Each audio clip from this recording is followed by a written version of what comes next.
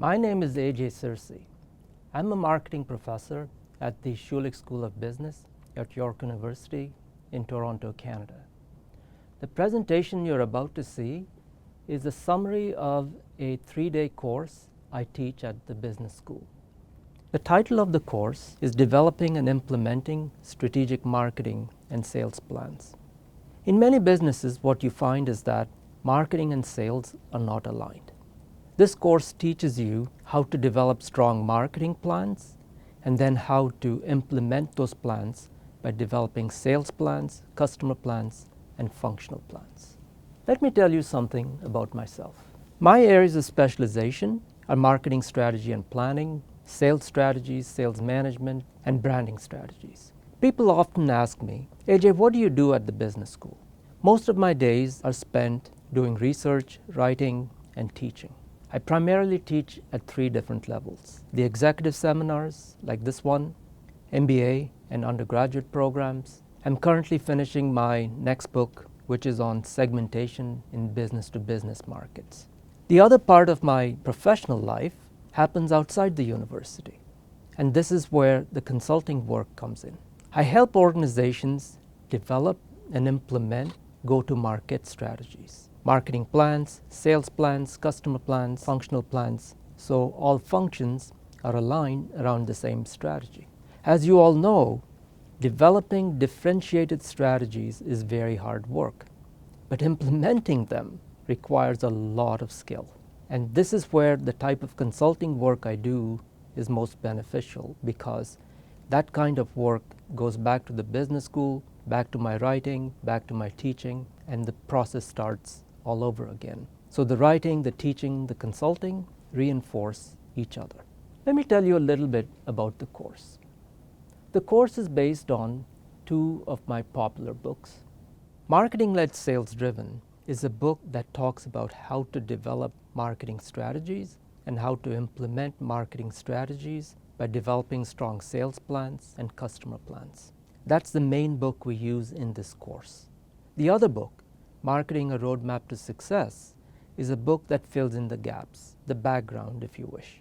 This book tells us about how to develop product and brand strategies, pricing strategies, marketing communication strategies, and channel strategies. Let me now walk you through the syllabus of the course.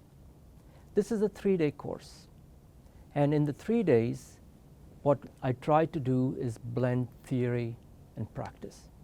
One of the biggest advantages of this course is that during the course, I give students a chance to work on their own marketing and sales plans. After they go back to work, they can finish these plans and send them to me for review.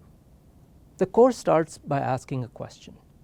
Why do some businesses succeed while others fail or struggle outright?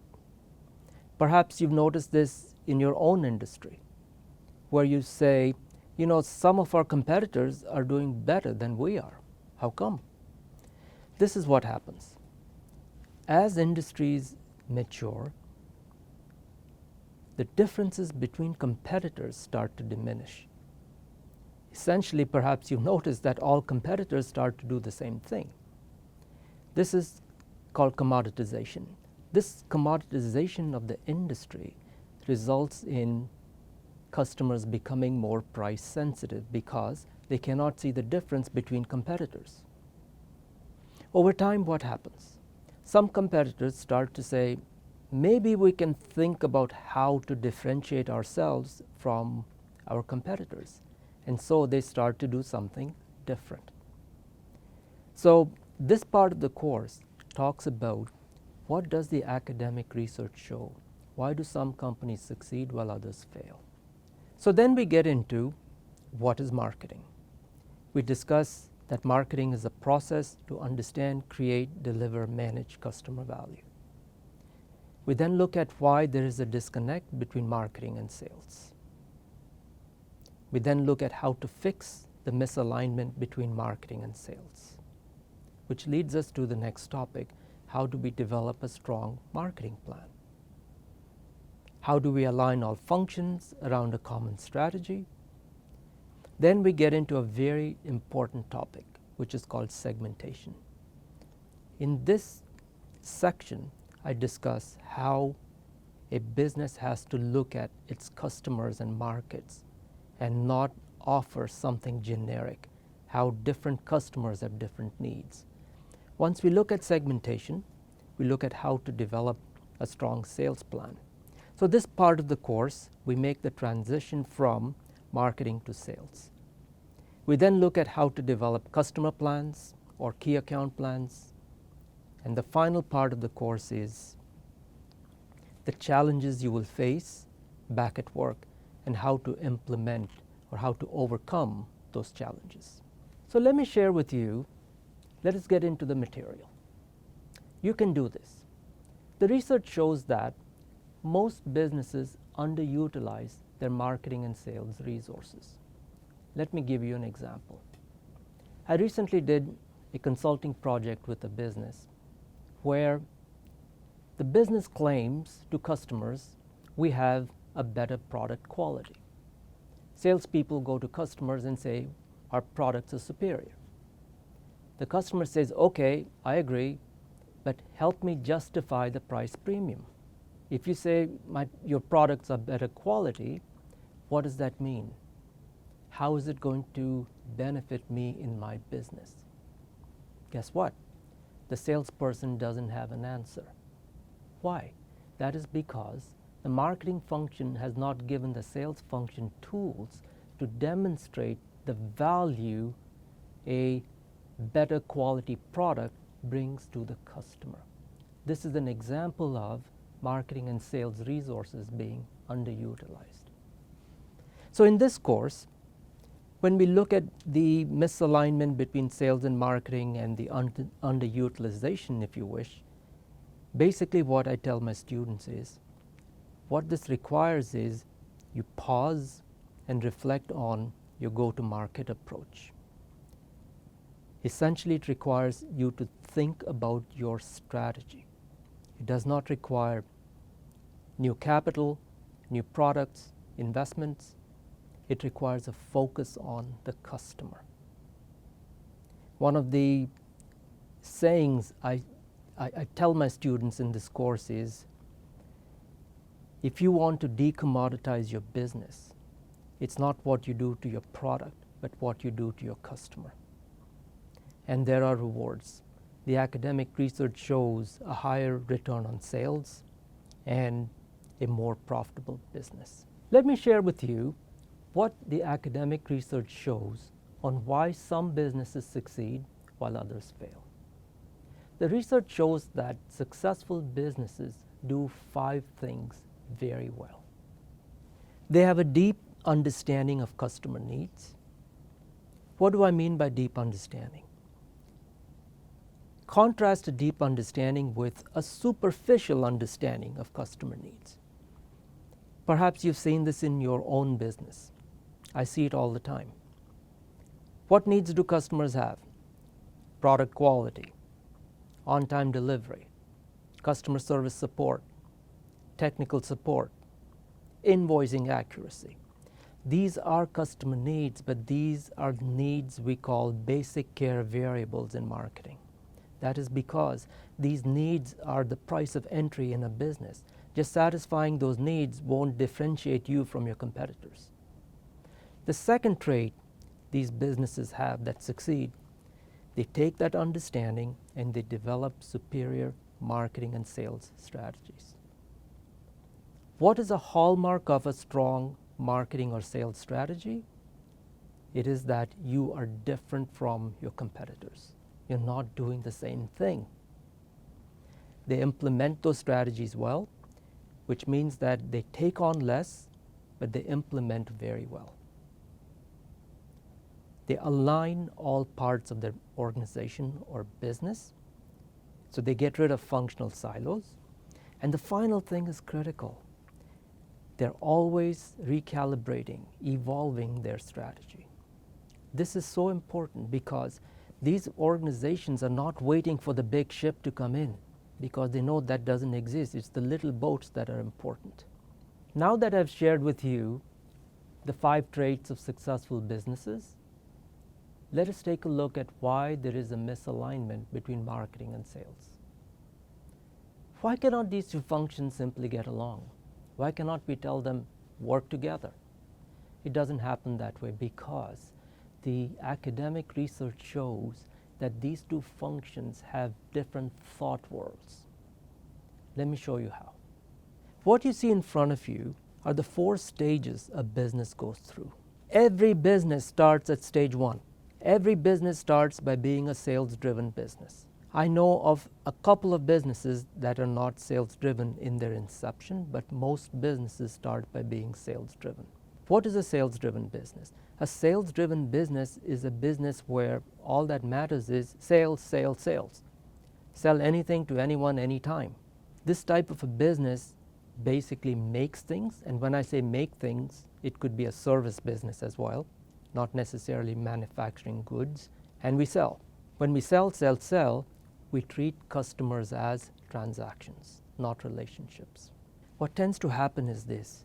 At some point, and different businesses arrive at this point in different ways, the business recognizes we're making revenue, we have sales, but how about profits? When you look at our sales, the quality of those sales is poor. We're not making any money, in other words. That is the time when the business shifts to stage 2. So typically, in my experience, these type of businesses now bring in a marketing function. You won't believe this, but I know businesses that are 15 years old, 50 years old, 75 years old that have never had a marketing function. They're basically sales driven. So now we introduce a marketing function. Guess what? The marketing person comes in and says, we need to build our brand. We need to think about the long term. While a sales is still saying, sell, sell, sell.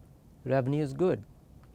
So at this point, what happens is, even though we have a marketing function and a sales function, their thought worlds are different.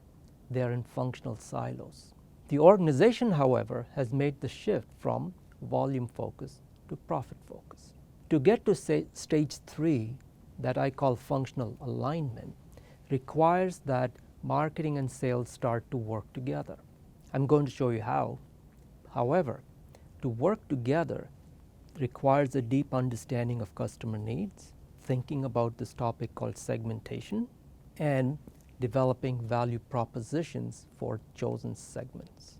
Very few organizations get to stage 4, and that's okay. That is because stage 4 organizations innovate their business models. Stage 4 organizations do not accept industry rules, they rewrite industry rules. Think IKEA, think Starbucks, think Apple, think organizations that perhaps you know in your industry. I'm happy if you reach stage 3 and then aspire to stage 4. Now that I've shown you why the misalignment exists between marketing and sales, the next part of the course we look at how to fix or how to get the two functions to work together. Working together requires a process. What I always tell my students and managers is, make strategy the glue that binds the functions together. Make strategy the glue that aligns all your functions. Why? Think about it. What is the one thing we have in common in our business? You may work in sales, I work in marketing, she works in finance, he works in supply chain. What is the one thing we have in common? The customer. And consequently, our response to the customer. Therefore, the way to align marketing, sales, and other functions is to think about strategy. The process starts on the left-hand side by what I've termed business strategy. This is your CEO developing his or her 3 to 5 year horizon for what this organization wants to do. This is a high-level viewpoint of where this organization wants to go. Here's an example. A courier company says, we want to get into freight. That's the CEO's strategy. Or a company that makes cola drinks says, we want to get into being a diversified snack foods business. See, here's the thing. The CEO strategy plays a very important role because it sets the tone for the organization. What the CEO strategy may not say is, what customers are we going to serve? It may say what customers we're going to serve at a high level, but it's silent on details. That is the reason why, as you can see, we develop a marketing plan. A marketing plan or go-to-market plan. So when I use the term marketing plan, I'm not referring to a plan for the marketing function, but rather a go-to-market plan. The marketing plan now offers details on the strategy that the CEO has laid out. A strong marketing plan answers 3 questions. All 3 start with a W. Whom are we going to serve? What value propositions are we going to offer? And why will we win? In other words, the marketing plan contextualizes the market for other functions. So you can see those arrows, the arrow going down. The marketing plan spawns the development of a sales plan, customer plans, functional plans, finance, HR, supply chain, customer service, product development, operations. In the course, I do show students that the arrows don't just go one way. So it's not as if the marketing plan simply dictates, but the arrow goes both ways. Once we design the go-to-market plan and the functional plans, we allocate resources, functions do the implementation, we put in some key performance measures, and that closes the loop. What I want you to see is this. We start with a broad CEO's plan. We then translate that into a marketing plan. That gets translated into sales plans, functional plans, customer plans, functions implement. We learn from the implementation, and that closes the loop. So in other words, the CEO's plan, the CEO's strategy also learns from marketplace implementation. In your firm, if you do not have a CEO strategy, don't worry. I know many firms where the CEO's plan and the marketing plan are amalgamated into one plan called the strategic market plan or strategic marketing plan. And the reasons are numerous. You may have a business that's not too big, so it doesn't require 2 different plans, etc. What I want to next show you is the schematic or what goes into a marketing plan. But before I do that, keep in mind one thing, that the marketing plan has played a crucial role. It has contextualized the market for functions. It's between the CEO's plan and the functional plans. In my experience, without marketing plans, a function does not know what to do. Therefore, I find that in these type of organizations, functions are in silos. So the organization may have a CEO's vision, but that's not enough. Here's a schematic of what goes into a marketing plan.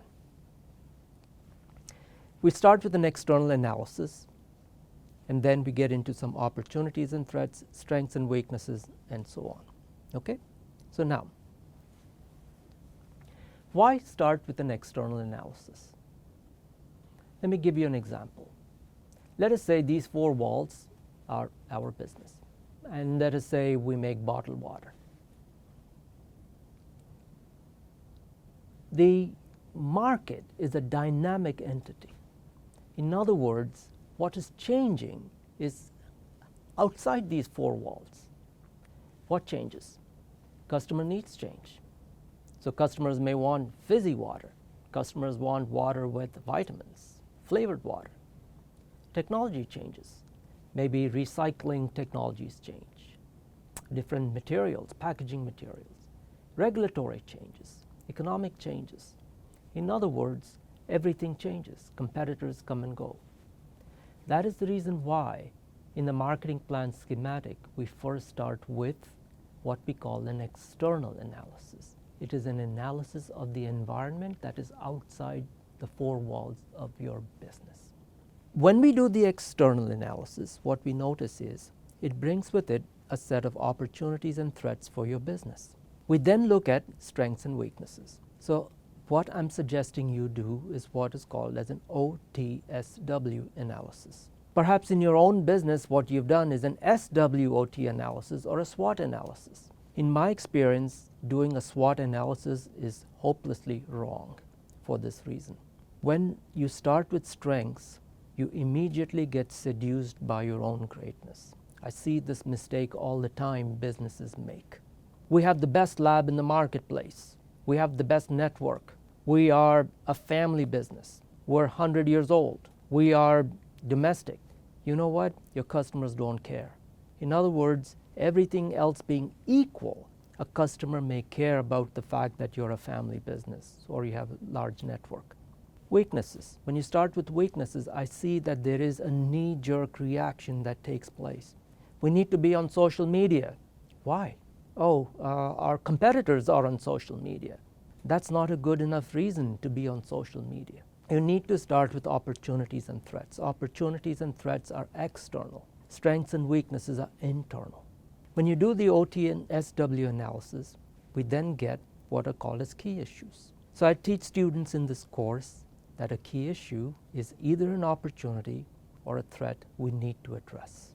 Once we look at key issues, we put in place some marketing strategies and tactics, some key outcomes for the business, financial, non-financial outcomes, and that closes the loop. At this point in the course, we shift to a very crucial topic, and that is called segmentation.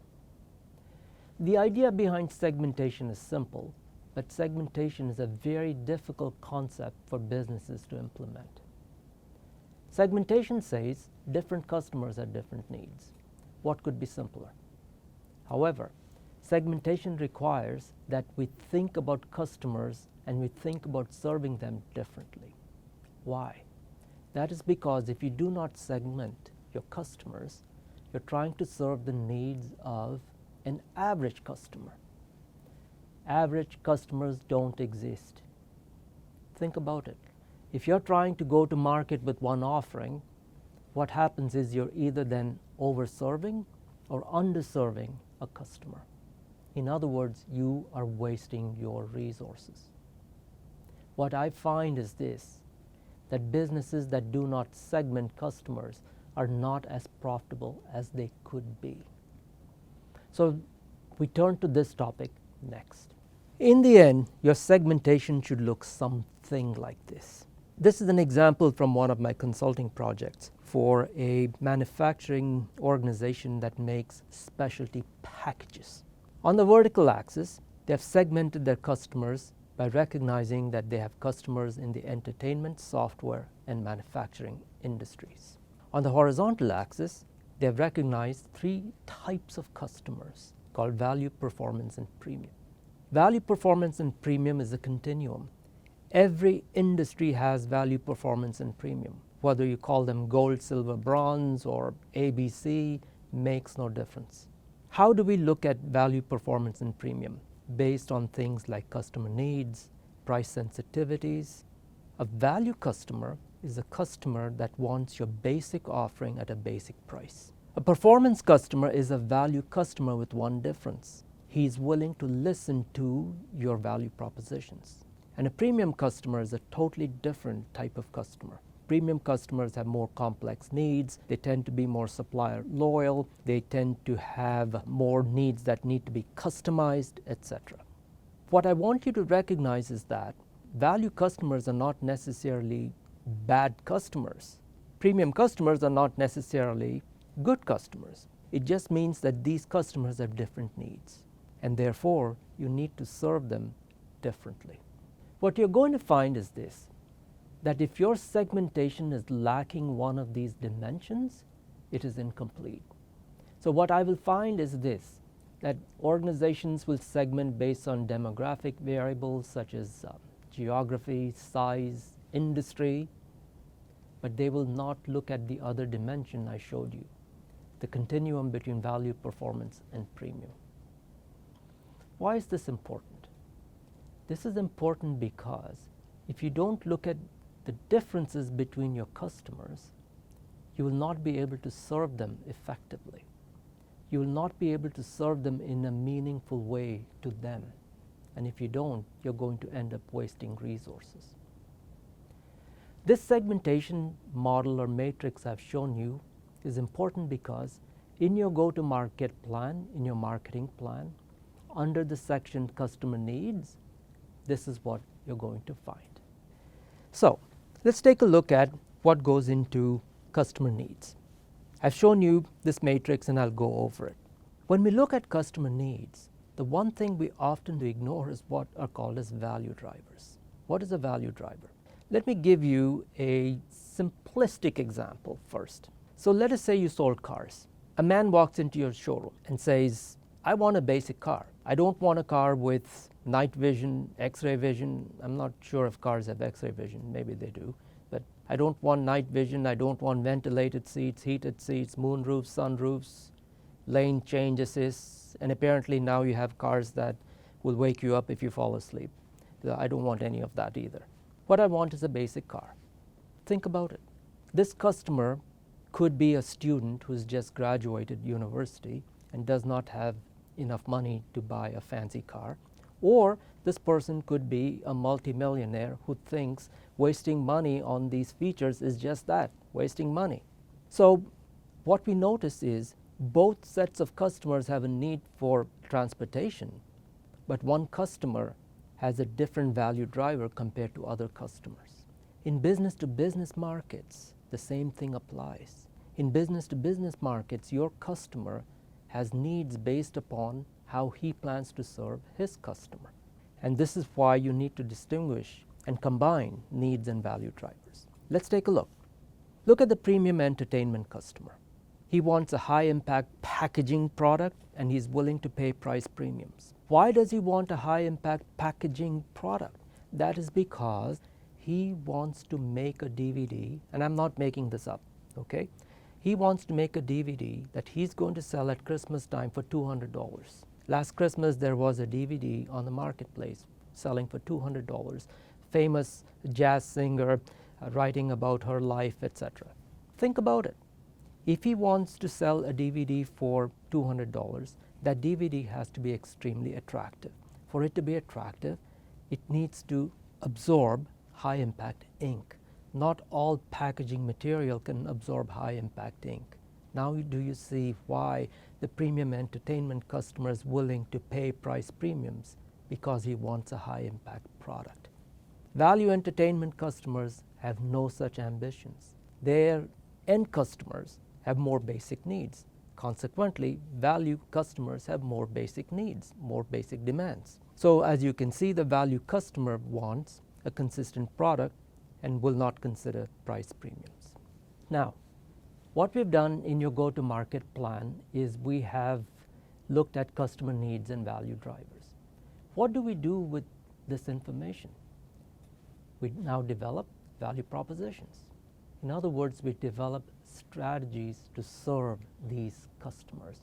But notice, the way we're serving these customers is by customizing our offering based on their need.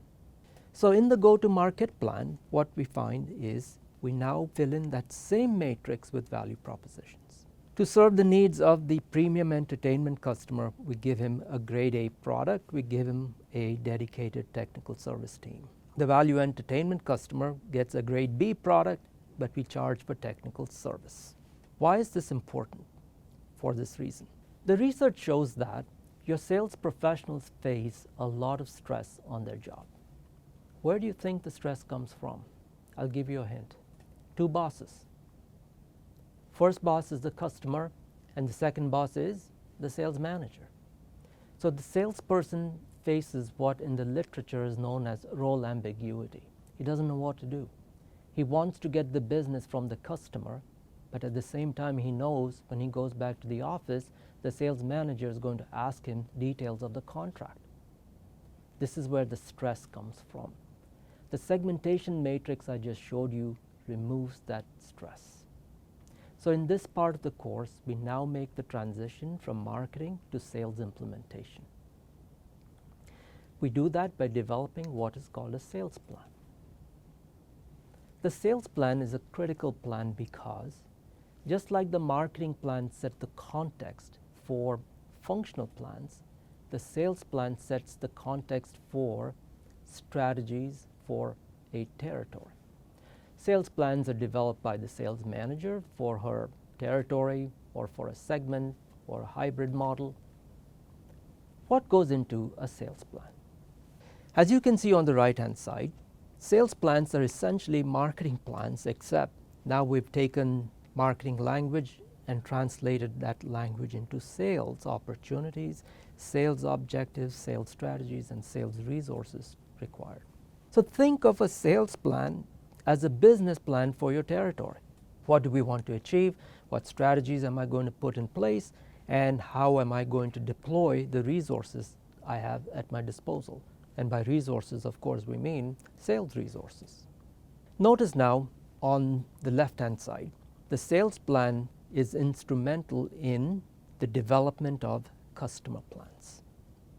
Customer plans are the most granular plans you can develop.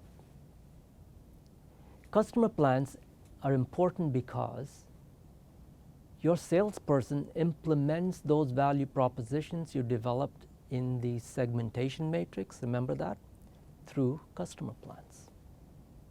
Without customer plans, you will find that your business, your sales professionals lack direction.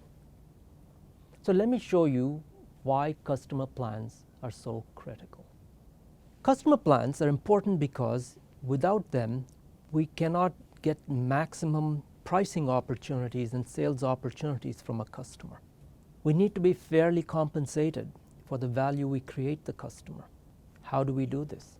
We get compensated when we create value for the customer by helping the customer cut costs, increase revenues, or both. It's very important to recognize that customer needs are always changing. And so customer plans help us customize these value propositions for the customer. Customer plans help us understand one thing, and that is customers may know what their needs are, but they don't know what fulfilling those needs is worth to them. Do not assume automatically that your customers know the value that you're creating for them. So, a customer plan is a critical plan because even though the segment level value propositions specify what value propositions we offer the customer needs change. Your salesperson may go to another function within the business. As customer needs change, we have to change with the customer. In other words, customer plans enable us to customize those value propositions for the customer.